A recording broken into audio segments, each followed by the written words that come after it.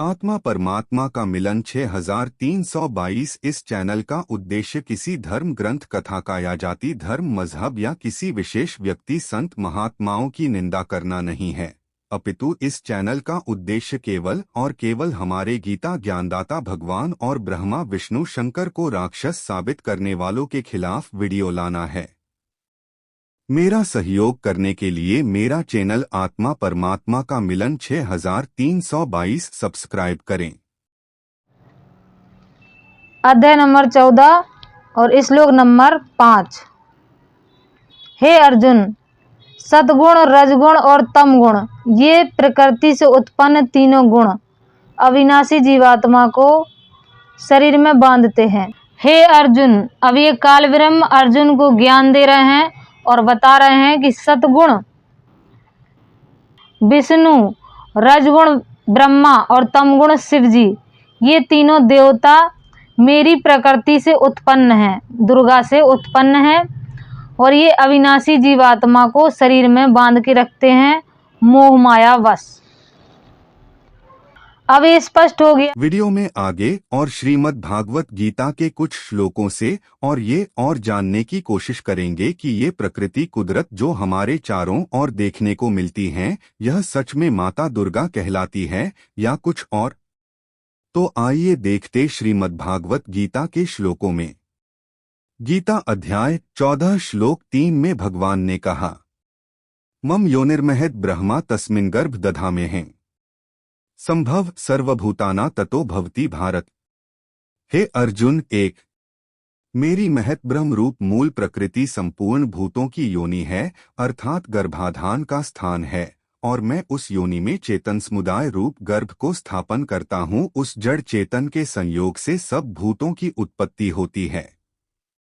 इस 14 अध्याय श्लोक 3 से बात स्पष्ट हुई कि गीता ज्ञानदाता अपनी ब्रह्मा लोक रूपी जो मूल प्रकृति है, उस प्रकृति के बारे में बात कर रहा है, जिसे गीता ज्ञानदाता ने श्रीमद्भागवत गीता में अपना परमधाम बताया है। गीता ज्ञानदाता माता दुर्गा के बारे में बात नहीं कर रहा है।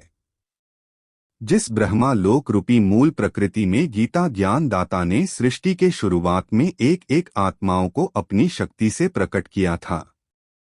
इस 14 के 3 संस्कृति श्लोक को जरा ध्यान देखिए और बताइए, इसमें कोई माता दुर्गा के बारे में देवी या दुर्गा एक भी शब्द देखने को मिलता है क्या? चलो अगले श्लोक में और देखते हैं। श्लोक 4 में भगवान ने कहा, सर्वयोनिषु कौन्तेय मूर्तय संभवन्तिया तासा ब्रहरा महद्योनिर्ह बीजप्रद पिता। हे अर्जुन, एक नाना प्रकार की सब योनियों में जितनी मूर्तियां अर्थात शरीरधारी प्राणी उत्पन्न होते हैं, प्रकृति तो उन सब की गर्भ धारण करने वाली माता है, और मैं बीज को स्थापन करने वाला पिता हूँ। इस 14 अध्याय के श्लोक 4 में भी गीता ज्ञानदाता अपनी उसी ब्रह्मा लोक रूपी मूल प्रकृति के बारे में ही बात कर रहा है, माता दुर्गा के बारे नहीं।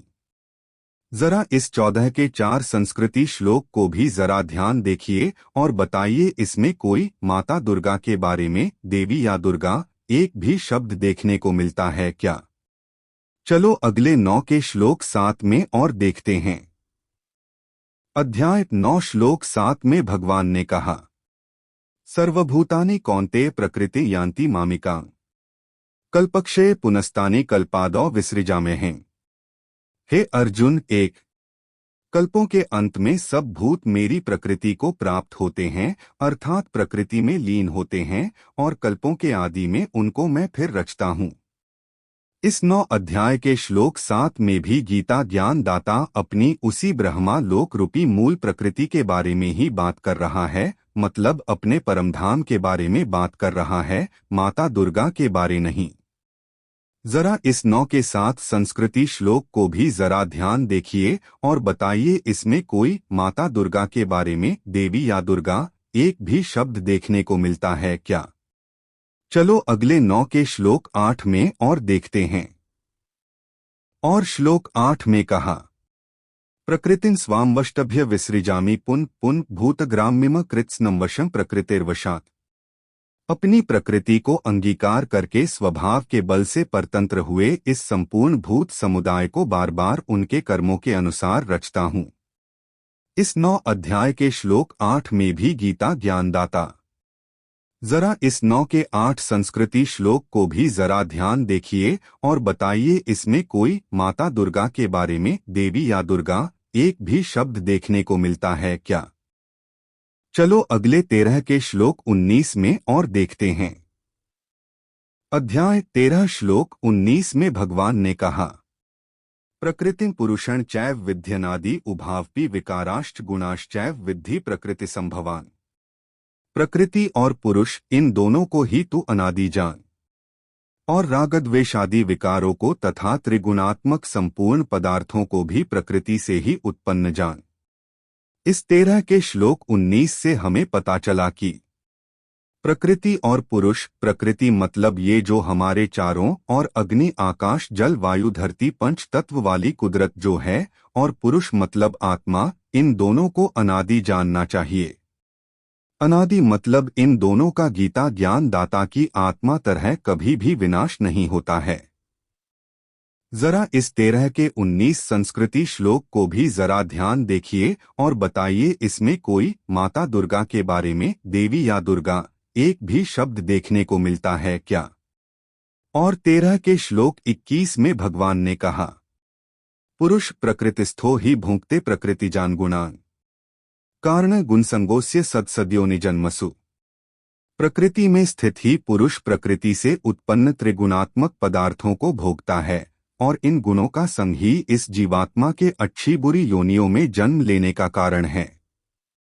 इस 13 के श्लोक 21 से गीता ज्ञान दाता भगवान ने समझाया कि जो व्यक्ति इस भौतिक प्रकृति मतलब ये जो हमारे चारों और अग्नि आकाश जल वायु धरती पंच तत्वों वाली कुदरत जो है इसमें में स्थित, वह इस भौतिक प्रकृति के गुणों का भोग करता है, उस व्यक्ति का अच्छे बुरे जन्मों में जन्म लेने का कारण है।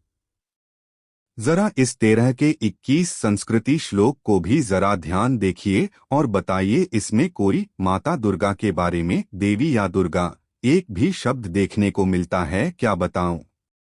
और 13 के श्लोक 23 में भगवान ने कहा, यह एवं वेत्ति पुरुषं प्रकृतिं च गुणैः सह सर्वथा वर्तमानोपि न स भूलो जेते। इस प्रकार पुरुष को और गुणों के सहित प्रकृति को जो मनुष्य तत्व से जानता है, वह सब प्रकार से कर्तव्य कर्म करता हुआ भी फिर नहीं जन्मता।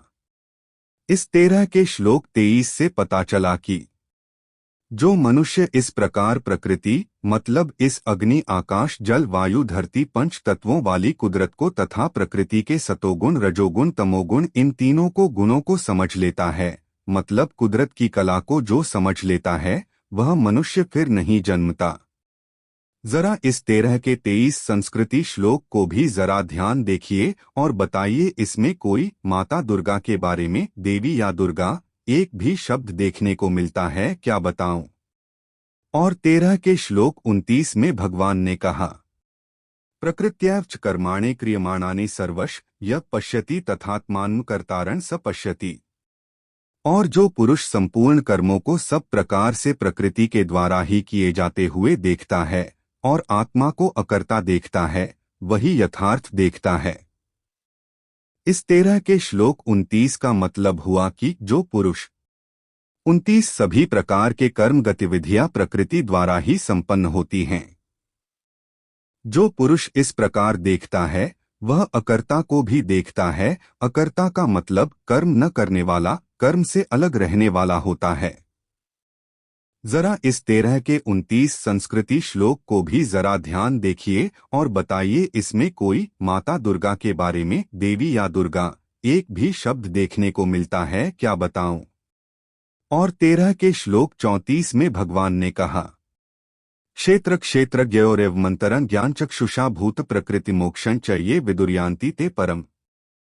इस प्रकार क्षेत्र और क्षेत्रज्ञ के भेद को तथा कार्य सहित प्रकृति से मुक्त होने को जो पुरुष ज्ञान नेत्रों द्वारा तत्व से जानते हैं, वे महात्माजन परम ब्रह्मा परमात्मा को प्राप्त होते हैं। इस 13 के श्लोक 34 में भगवान ने बताया कि जिन पुरुषों ने इस प्रकार क्षेत्र और क्षेत्रज्ञ का भेद ज्ञानचक्षु द्वारा देखा जाता है, वह पुरुष प्राणियों और प्रकृति की मुक्ति को जानते हैं, वह पुरुष परब्रह्म मतलब ब्रह्मलोक, ब्रह्मलोक मतलब गीता ज्ञान दाता का परमधाम को प्राप्त होते हैं। जरा इस 13 के 34 संस्कृति श्लोक को भी जरा ध्यान देखिए और बताइए इसमें कोई माता दुर्गा के बारे में, देवी या दुर्गा, एक भी शब्द देखने को मिलता है क्या? बताऊं।